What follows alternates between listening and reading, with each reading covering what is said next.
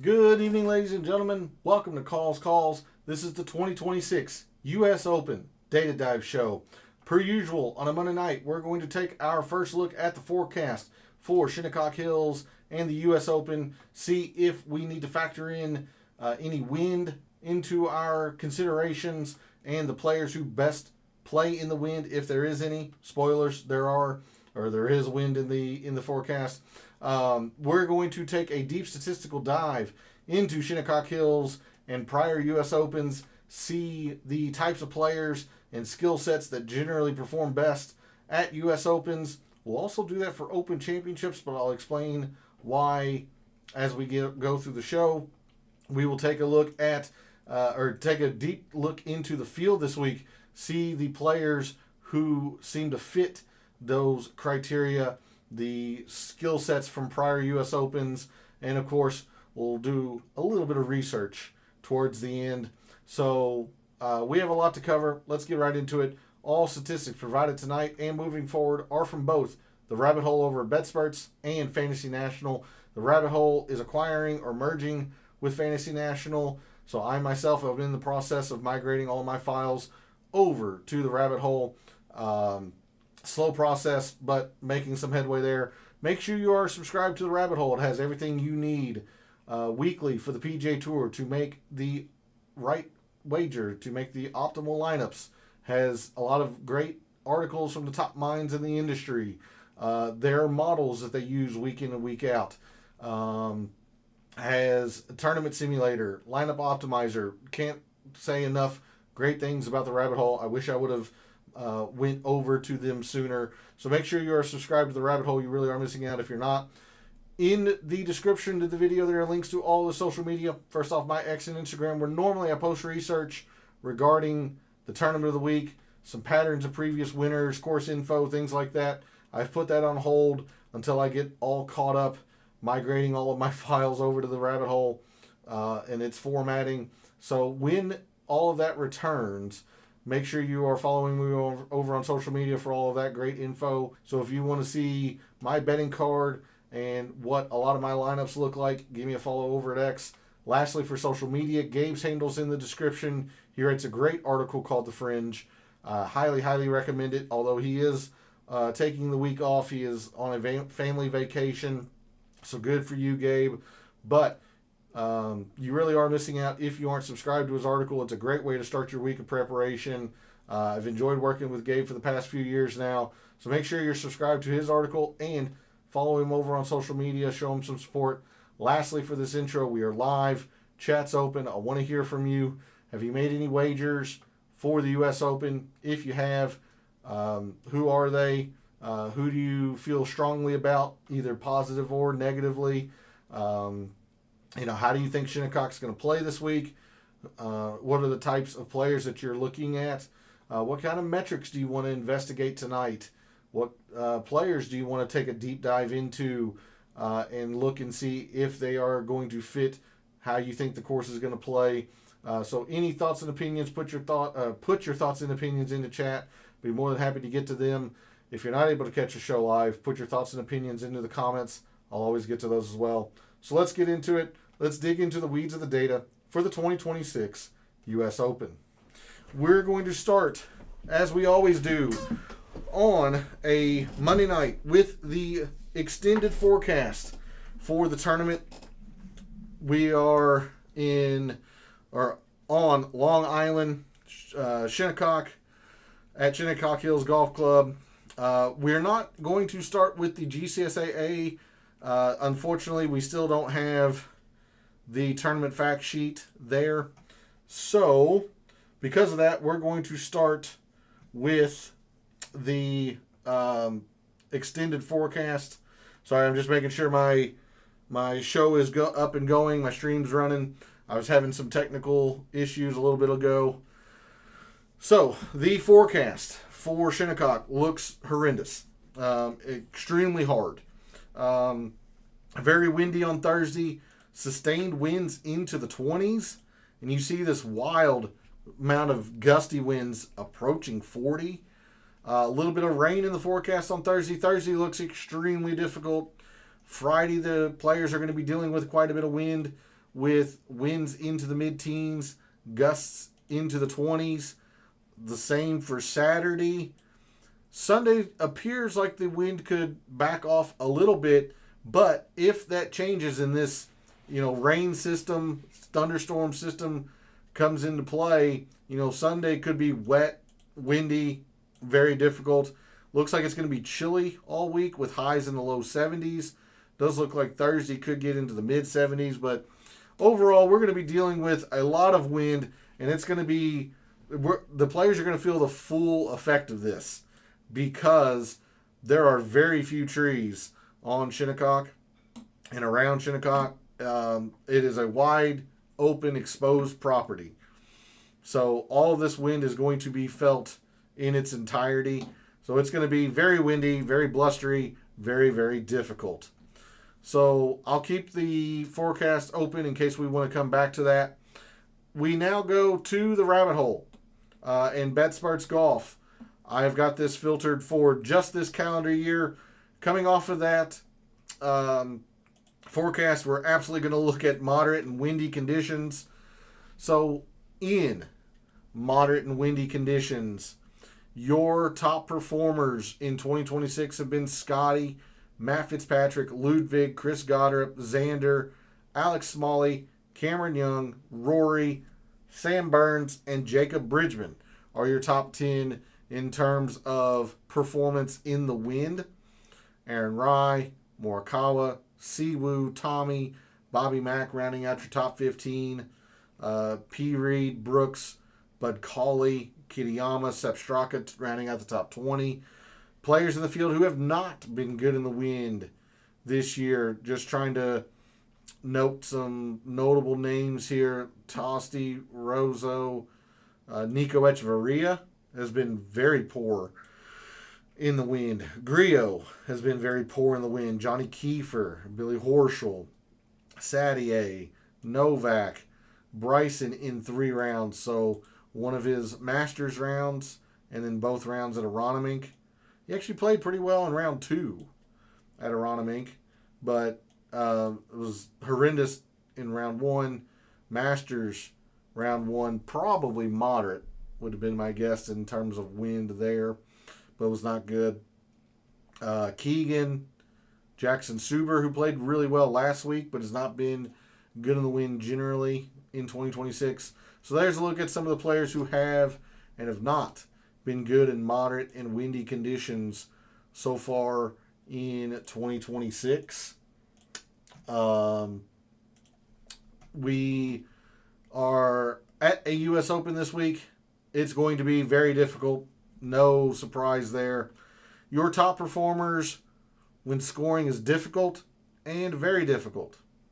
Sam Burns, Xander, Justin Rose, Scotty, Matt Fitzpatrick, Rory, Tommy Fleetwood, Cameron Young, P. Reed, and Russell Henley are your top 10 when scoring has been difficult and very difficult. These are places like the Memorial, places like Aronimink, the Masters. Let's see, the Valspar was very difficult this year. The Players was very difficult this year. So there's a look at your top performers when it's been difficult. Cantlay, McNeely, Morikawa, Ludwig, Justin Thomas, Terrell Hatton, rounding out your top 16. And then players have not played well when it's difficult this year. Johnny Kiefer, Pearson Coody, Nico Echeverria, Matt McCarty. A little surprising to see that because he was pretty acceptable at the Masters, I thought. Yeah. Especially round 1 and round 4. Made the cut at the Masters, but missed at the Players, missed at the Valspar. Boy, the Valspar was really bad for McCarty, so that's really dragging him down. Michael Kim hasn't been great when it's been difficult this year. Fowler, Berger, Brennan. So there's a look at your top performers when it's been difficult and very difficult. Anything else we want to take a look at in terms of big picture view? Let's do something that we kind of did last night. I'm going to click this par 70. It's just off your screen there. But par 70, and I'm clicking this because Shinnecock is a par 70. I'm trying to simulate that the players don't have a lot of par 5s to take advantage of. And we'll obviously have to back this time frame out. It doesn't even look like 2025 has enough, so we'll go to 2024. These difficult and very difficult par 70s. You're looking at Scotty here. We have the PGA. Aronimink was a par 70. The BMW last year was a par 70. Last year's U.S. Open at Oakmont was a par 70. Colonial is typically a very challenging par 70. 2024 U.S. Open, Colonial, Memorial Park. So these are the kind of, these big boy courses, if you will. Your top performers on difficult par 70s. Scotty, Sam Burns, Rory, Ludwig, Aaron Rai, Xander, John Rahm, Russell Henley, Tommy, and Ben Griffin are your top 10 in terms of difficult par 70s. And again, I kind of like this par 70 this week because there's only 2 par 5s. Professionals aren't going to be having a lot of par 5s to pad their scoring. Let's reset the filters here. And we will take a look at... nope, I wanted to keep 2024. Let's do what I consider the major championship venues. Difficult, very difficult, long, very long. Your top performers at these major championship venues, your Bay Hills, your Memorials, your Torrey Pines, places of that nature, plus the majors themselves. We take a look at Scotty. Like I said, the Memorial, PGA, Masters, BMW, Open Championship, U.S. Open, Jack's Place again. You got the API, Genesis when it was held at Torrey Pines. Memorial Park can play extremely difficult. So these big boy courses that, could, in theory, hold majors if they wanted to. Memorial Park, maybe not so much, but still a long, difficult course. Your top performers on major championship venues. Scotty, Rory, Xander. Henley, Tommy, Bryson. Ludwig, Sam Burns, Colin, and Terrell Hatton. Are your top 10 there. Rahm, Reed, McNeely, English, and Noren. Rounding out your top 15. All right, enough of the big picture views. Let's really dig into the data here with Shinnecock. We're not going to be able to do a whole lot here at the rabbit hole. I'm going to have to go to my old file from Fantasy National to look at some U.S. Open deep statistical dives. Like I said, I have had some horrendous issues with technical difficulties and whatnot. Didn't have internet for 3 or 4 days this past week and weekend. Just got it back yesterday afternoon, so I'm pretty far behind, admittedly, in my not necessarily in my research, but in my presentation of it. So I wanted to get all of that migrated over to the rabbit hole. Just wasn't able to since I didn't have internet. Anyway, we look at Shinnecock. We took a look at this last night. We'll cover it very quickly. Very long, very difficult course. Bill Core Crenshaw redesign. 160 bunkers, and they are penal. They are very difficult to play out of. A lot of them, especially around the greens, are quite severely under or below the surface of the green. So very, very difficult around the green here at Shinnecock. Only one hole with water in play or water danger. That's hole 6. This is going to play to its true 7,400 yards because it is at sea level. We are on extremely large bent and POA greens. Fairway is mixed type grass, but the rough is pretty much all fescue, kept very long, 5 inches at least in 2018. Would not be surprised if it's that length or longer this year. The only thing that is not extremely difficult around Shinnecock Hills, almost at Oakmont, around Shinnecock is off the tee, because you don't hit driver on every par 4. There are a couple of shorter par 4s that it is much more prudent to hit fairway metal, maybe even a long iron. Make sure you put yourself in the fairway, because the fairways are pretty darn generous. We took a look at the hole-by-hole satellite view of the course last night, so if you're interested in that, I ask that you check out the initial research show from last night. Hitting fairways is quite easy. Missing the fairway is an extreme penalty. Rough is extremely tough to play out of with a high penalty. Strokes gain approach is difficult, very difficult even. Strokes gain around the green, very difficult. Putting is very difficult. Everything's just difficult about Shinnecock. It is a quintessential U.S. Open course. Now, what I have here is the approach shot distribution, because we don't have that chart from 2018. We got a rough idea of it last night from Pro Visualizer, but this is giving us the numbers to the amount of approach shots from these different ranges. So you see total 50 to 125, very few of them there. From 125 to 150, you got a decent amount, 2.5% more roughly. So maybe that's a range we might want to look at, but I would argue we want to look at these next two more. Look at 150 to 175, 26%. Majority of your approach shots come from this range. And then 175 to 200, a little bit higher. 175 to 200, a little bit higher there. So we could look at 150 to 200, but it looks like the more correct range would be the 125 to 175. This range here.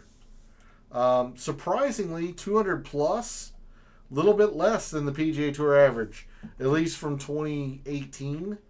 Now the 250 plus was a little bit more, but that is to simulate the guys who are hitting drivers. You're able to get some run out and roll out if you are able to keep the ball in the fairway and let the natural contours of Shinnecock take its course. We're looking at, I was a little surprised, but we're looking at like 125 to 200 really, 125 to 175 mostly. We take a look at like around the green, rough, only 16%. So, twice as less than the PGA Tour average. Short grass, 55% of your around the green shots come from short grass.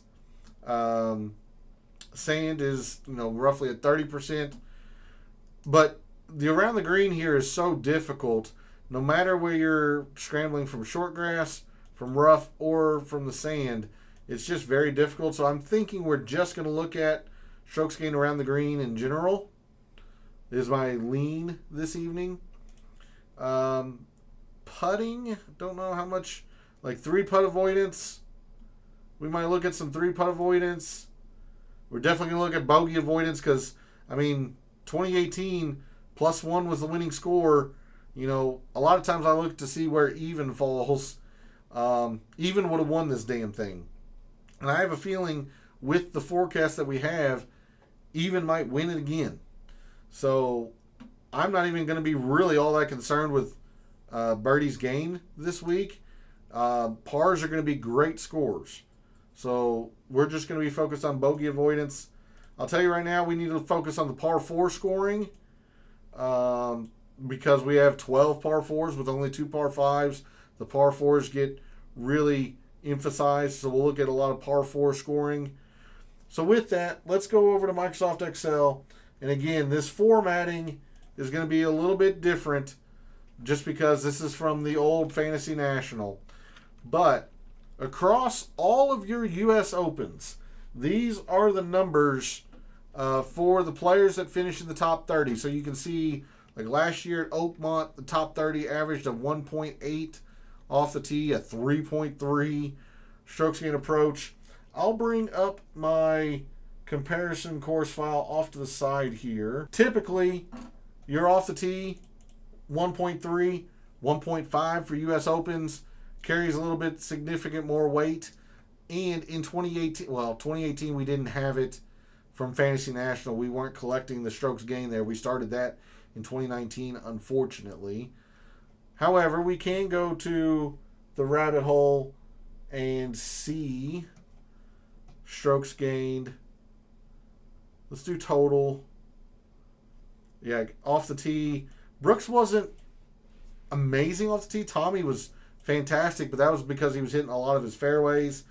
DJ had a lot of length, but you got a few players that were negative here in the top 10 in terms of off the tee. It's not the be all end all around Shinnecock.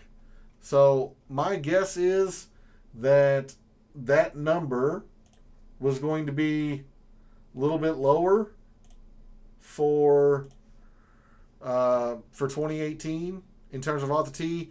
What's not a debate, you're going to have to hit your irons well. This is a 3. The average is a 2.4, so 6/10 per round. 6/10 of a shot per round. That's astronomical. So a lot of emphasis in strokes gained approach around the green, more than double. The average is a 1.00, 2.12 here. Absolutely, a lot of emphasis around the green. Putting we'll take a look at, but it's not going to carry as much weight. Putting is just generally difficult at Shinnecock anyway. Now, U.S. Open. Normally, distance is a big deal. This is 11.5. I'm rounding, but 11.5. The average is about 7.7, 7.8. Look what it was in 2018. It was only a 2 around Shinnecock. The least U.S. Open in terms of distance, although we didn't get it at the Country Club in Brookline in 2022. But I don't think we're looking at distance this week. It's more so like fairways. 1.8, average is a 1.3. It was a 2. So the fairways mattered just as much as the distance did. That's a big deal. Like, look at some of these differences here. Last year, 10.3 to 1.4, 10 to 2.6, 17 to a 1.3. I mean, massive differences in terms of favoring distance. Here, you've got to hit the fairways. You just do. Distance is just not that big of a factor. Good drives, we're definitely going to look at 3.23 in 2018, 2.84 normal U.S. Open, whereas the regular PGA Tour event was a 2.16. So lots of emphasis in good drives, fairways and greens especially. So we're going to take a long look at accuracy tonight. Scoring, there are very few eagles. They were a negative factor. There's very few eagles. This is a U.S. Open. Birdies, 3.06 to 2.56 for U.S. Opens. Not happening. There were even fewer birdies at Shinnecock in 2018. It is all about the bogey avoidance. So that's what we're going to be looking at. Par 3s, 4s, and 5s. 2018, a lot of it came in the 150 to 175. Quite interesting. That is where the majority of the par 3s fall. Okay. But really, I mean, look at this number here. 5.5 essentially for par 4s. A lot of them in the longer ranges, as you would expect. Whereas the tour average par 4 is a 4.3. So even for U.S. Opens, it's 1.7 more It was 1.2 more for Shinnecock. A lot of emphasis in par fours. And the par fives are actually under. 1.47 at U.S. Opens. 1.7 at the regular tour event. Proximity. We saw that 125 to 150 was pretty much a big deal. Yeah, 12 to 9. 150 to 175 is really where it's at. And how did it play in 20? Oh my gosh, look at these numbers. So this is compared to the average full field course. 125 to 150. 21 to 9. Big difference. 50 and a half to a 11. Huge difference. So we're looking at really these ranges here. 200 plus is a little bit misleading because it's all really in the 250 plus for the guys in the par 5 scoring. So, yeah. There's a deep statistical look into past U.S. Opens, how it compares to regular tour events, and things of that nature. Whoops, need to go to that one. We'll come back to that. All right, so we went through some of the historical looks of U.S. Opens. Let's go to off the tee, and we're going to reset these filters. I do want probably 2025 and forward. Let's take a look at good drives. Let's do good drives. Yeah, when it's difficult. Yeah, good drives when it's long and difficult. Why don't we do that? Again, these major championship venues, if you will. I will go back all the way to 2024 for this one, just to keep it consistent. Okay, your top good drives players on long and difficult courses. These, again, trying to simulate these major championship venues. A good drive is a player hits the fairway, or they hit the green in regulation from fairway bunkers, from rough, anything like that. So this is really to simulate all of the accuracy that we're wanting to look at. Very few rounds here from the top. Jimmy Stanger, Kimsey, Michael Brennan. Leading the way with any kind of sample size at all is Terrell Hatton, Colin Morikawa, Russell Henley, Scotty, Tommy, Sepp Straka, John Rahm, Rye, Siwoo, Daniel Berger, Harmon. Those are your top players with any amount of sample size for good drives on these championship venues. If I just look at difficult, might change it a little bit. Again, that Nathan Kimsey's very few rounds. What's this from? This is from an Open Championship, my guess? Yeah. Last year's Open Championship. Fair enough. Terrell Hatton, Russell Henley, Rye, Morikawa, Scotty, Rahm, Laurie Cantor, Tommy Fleetwood, Shooter Sean, Alex Fitz, very few rounds, Lowry, Straka, McGreevy, Berger. Okay. That's your good drives. You might take a look at total driving because distance will help. Top total drivers, Terrell Hatton, Mason Howell, Alex Fitz, Cole Hammer. Again, very few rounds here. Scotty, Ludwig, Rahm, Shooter Sean, Brennan, Bryson, DJ, Cantor, Spieth, Neiman, Connors, Xander, Minwoo, Patrick Reed. Okay. I like a little bit of total driving. I'm definitely going to be using good drives. But you can argue like good drives when like the missed fairway penalty is high. You can take a look at that. I mean, you can slice this data in a lot of different ways that would apply to Shinnecock. Good drives when missing the fairway has a high penalty. Rozo, ADDC, Max McGreevy, Ben Coles, Nick Hardy, Zach Blair, Smalley, Tolsty, Rye. Neil Shipley's only one tournament probably, or maybe 2 tournaments. John Perry, it's only 1 tournament. Tommy, Morikawa, Stanger, English, Phillips. Not the best, it seems like, with that. What about when the rough penalty is high? What if we do that?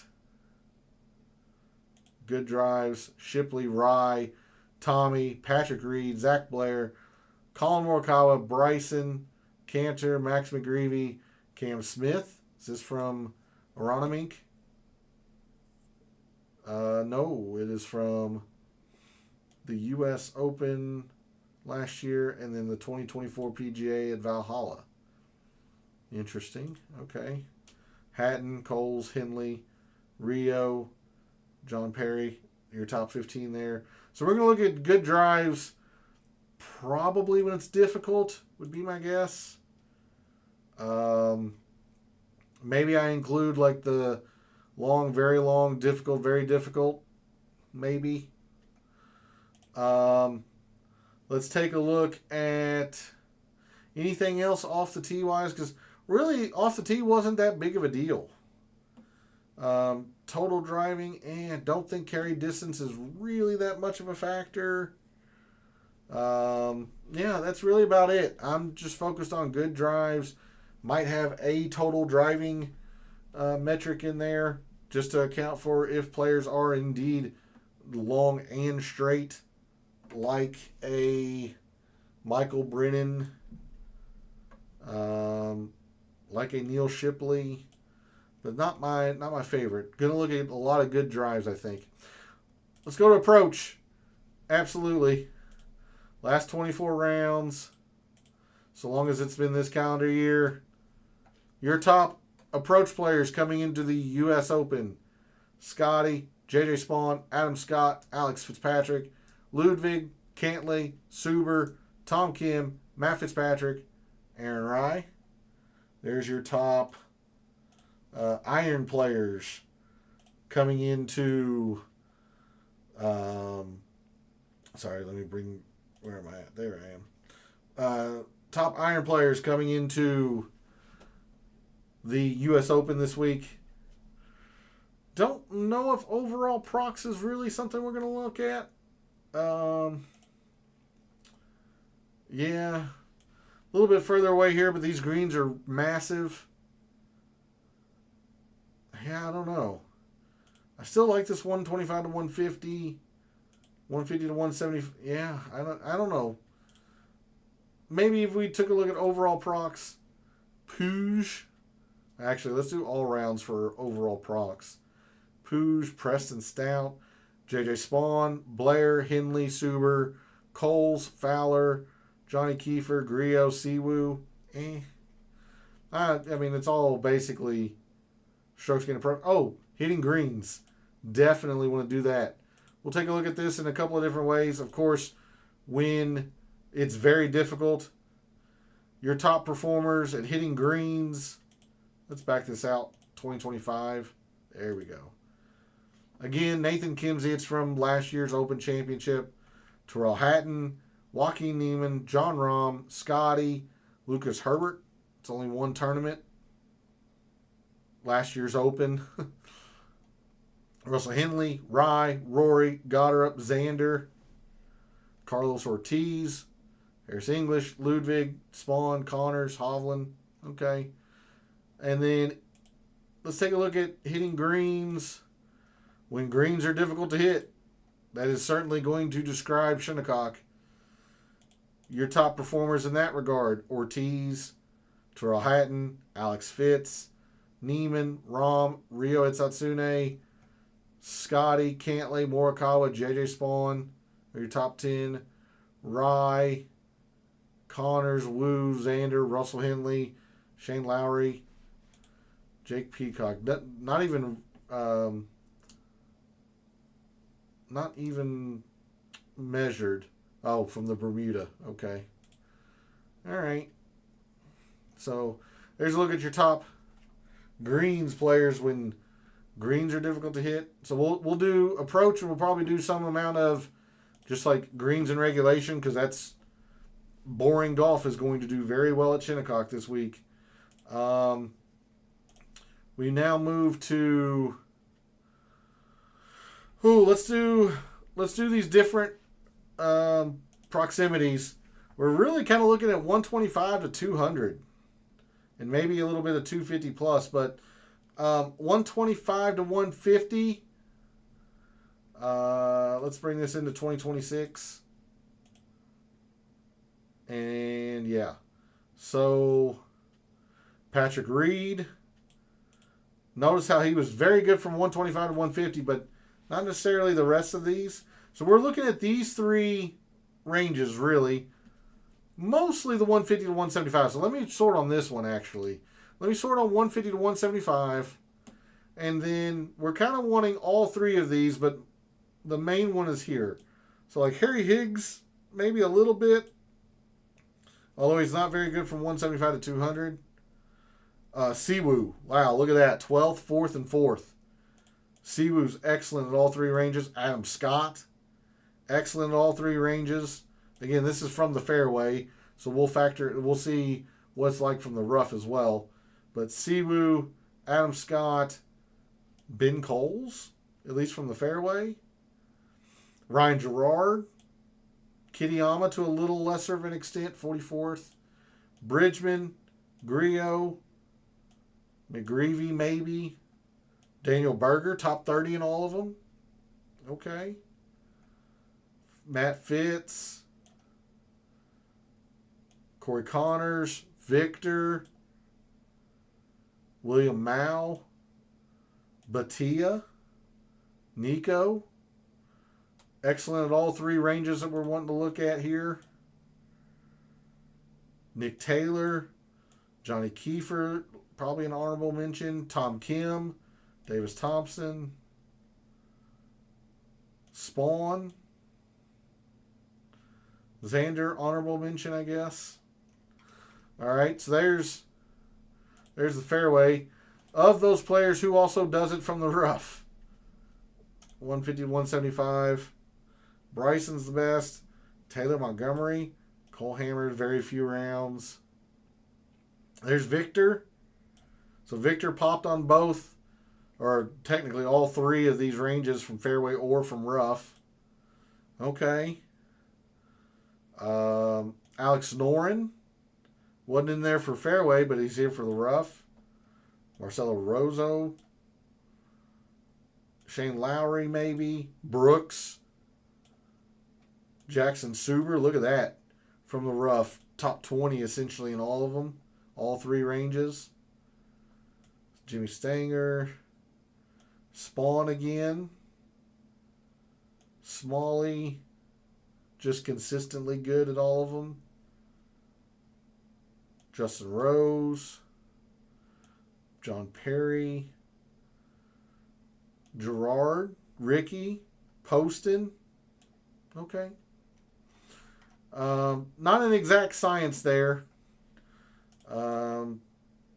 If we just take a look at overall 150 to 200, maybe that'll give us a little bit of an idea. Victor, Siwoo, Terrell Hatton's only one tournament, but he was really good from that range. Adam Scott, Brooks, Kitayama, Gerard, Davis Thompson, Taylor Montgomery, Spawn, Griot, Set. Okay. Like I said, not an exact science. We're kind of more so going off of, this approach shot distribution from 2018 where, the majority of your shots came from 150 to 175. 26%. Another 19% from 125 to 150. Another 19.5 or so, 175 to 2. Okay. We take a look at around the green. Well, right now I'm just going to look at around the green because around the green is just extremely difficult whether you're in the rough, whether you're scrambling from short grass. Now, the majority of your majority of your around the green shots will be short grass at Shinnecock, but scrambling also brings in some putting, and I just want to look at around the green acumen. So let's just look at around the green. Top players around the green coming into The U.S. Open, ADDC, Matt Fitzpatrick, Mav McNeely, Andrew Putnam, Patrick Cantlay, Jason Day, Siwoo, Wyndham Clark, Cam Smith, Scotty, Reed, Griffin, Nick Hardy, Cameron Young, Sung Jae. Top 15 there in terms of around the green. If you wanted to look at, say, around the green short grass proximity, Terrell Hatton, ADDC, Wyndham Clark, Jackson Suber, Connors, Fitz, Bud Cauley, Shane Lowry, Suter Sean, and Max Grazerman. But I'm more so just focused on around the green in general. Just around the green is very difficult, whether you're in the rough, short grass, or in the sand. It's just very difficult around Shinnecock. Not going to ignore putting. We're going to look at Bent and Poa. And I'll go back a few years here. Let's go to 2024. Just to make it statistically significant. Top putters on Bent and Poa, which is what we're on at Shinnecock. Matt McCarty, Chandler Phillips, Sam Burns, Jason Day, Ben Silverman, Brandon Wu, Jimmy Stanger, Max Grazerman, Harry Hall, Brooks are your top 10 putters on this surface. Bridgman, Putnam, Rogers, Cauley, Montgomery. But I think what's actually going to be a little bit more important, let's do, what's it say here? Putting, very difficult. 3-putt, yeah. So if we go to, let's say, putting, 3-putt avoidance is very difficult.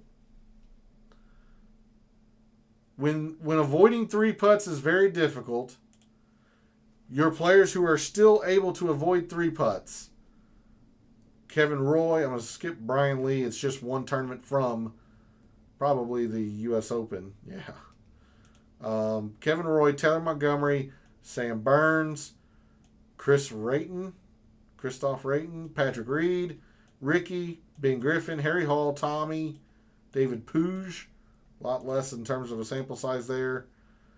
Bobby Mack, Russell Fang Silverman, Justin Thomas, Noren, McCarty, Rory. Okay, I'm going to put a little bit of weight into 3-putt avoidance. That is for sure. Let's do scoring. Absolutely. And difficult, very difficult. Pretty simple. U.S. Open, pars are good scores. Your top bogey avoiders when rounds have been difficult and very difficult. Scotty, Jimmy Stanger, one tournament. It was the Valspar from this year, so, very difficult course. Take nothing away from Stanger, but this is definitely a step up in competition from the Valspar. Rahm, Rory, Tommy, Russell Henley. Again, Nathan Kimsey, his pretty darn good performance from last year's Open Championship, seemingly. Yeah, T40. Okay. Montgomery, Xander, Terrell Hatton, Cantlay, Putnam, Day, Matt Fitz. Top 15 bogey avoiders when it's difficult and very difficult. Last thing here, let's just take a look at some par 4 performances from this year.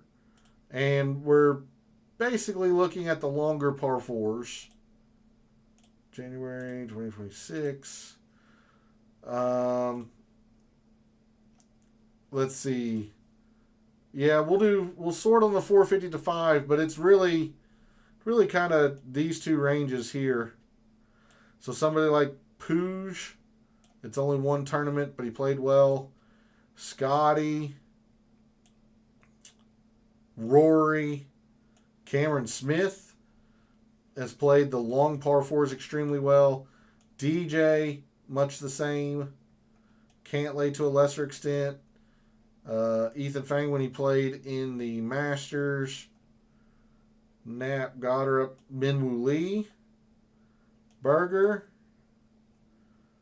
Hovland to a lesser extent, McCarty, Cam Young, Ludwig, There's a few names there for those par fours. All right. Let's just bring us back to the strokes gained. To round out the show this evening, let's take a look at historical performance at the U.S. Open. Now, again, this is Fantasy National formatting, but the players in the field, how they have performed at past U.S. Opens. This is going all the way back to 2012. So you see Adam Scott has played in all 14 U.S. Opens. Average finish of 36th. That's really strong. He has missed 3 cuts. Anybody stand out here? Bryn Griffin, top 10 last year. Brooks, 2 wins. Average finish of 24th in 12 tries. It's very strong. Let's see. Cameron Young actually hasn't been all that great in U.S. Opens. Let me freeze the panes here. That way it's easier to see. Yeah. Cameron Young not been great. Goddard's 2 for 2. Pretty solid performances. Morikawa, no surprise. He's been very good, averaging a 22nd place finish in his few tries. DJ's been okay. Fallen off a little bit lately, of course, but look at Harris English. Harris English, 10 for 10 at U.S. Opens. Famous jinx, but he's not missed a cut. Hideki, 12 for 13. Extremely strong. Spawn missed the cut in his first U.S. Open and then wins last year at Oakmont, but he's a much better player now. Rahm, of course, 7 for 9. Tom Kim, 4 for 4. Okay. Rose has had some mixed success. JT's been disappointing. Keegan's been kind of disappointing in U.S. Opens. Oddly enough, this is Christopher Rayton played in the 2018 U.S. Open. He didn't play very well, obviously, finishing 136th. But he played at the 2018 Shinnecock Hills U.S. Open. So he's at least familiar with the course. This is a little bit surprising to me. Kurt Kitayama is 0 for 4. He's been horrible at U.S. Opens. Ludwig, 1 for 2. Matty Fitz, 10 for 11. He's played really well at U.S. Opens. Minwoo's 3 for 4. Some others here. Cantlay, 8 for 9. Patrick Reed, 10 for 11. Interesting enough, Patrick Rogers, 5 for 5. Okay. Rory, 10 for 14. That doesn't really tell you the story of how good he has been lately. He missed 3 straight U.S. Open cuts from 2016, 2017, and 2018. Since then, his worst was last year, T19. He's been excellent at U.S. Opens lately. Henley's been really good at U.S. Opens lately. Burns, 5 for 7. Scotty, 6 for 8. He's usually pretty good, but the disaster at Pinehurst. Somebody asked about Sepp Straka last night. Straka's not been great at U.S. Opens. So I'm a little bit gun shy on that one. Siwoo, I would have expected to have played a little bit better. He has not been great at U.S. Opens. Tommy, Xander, of course, 9 for 9. Average finish of 8th. Guy just owns U.S. Opens. So there's a look at some of the players and their performances at past U.S. Opens. But I said I would look at some Open Championship performance. I do want to do that because Shinnecock is a links course. It's going to play like a links course. So let's just take a look at how some of these top guys have fared at Open Championships. Like, I want to see Cameron Young. It was surprising to see that he wasn't very good at U.S. Opens. He's been much better at Open Championships. Ludwig. Kind of interested to see Ludwig. What's he done at Open Championships? 1 for 2. Of course, Scotty's been good. Rory's been excellent. Matt Fitz, I'm very high on this week. 8 for 10. Okay.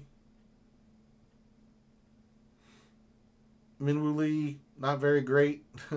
Not very good, I should say, at Open Championships. Patrick Reed, I just saw out of the corner of my eye. What's he done? Reed and Cantlay. Kind of middling.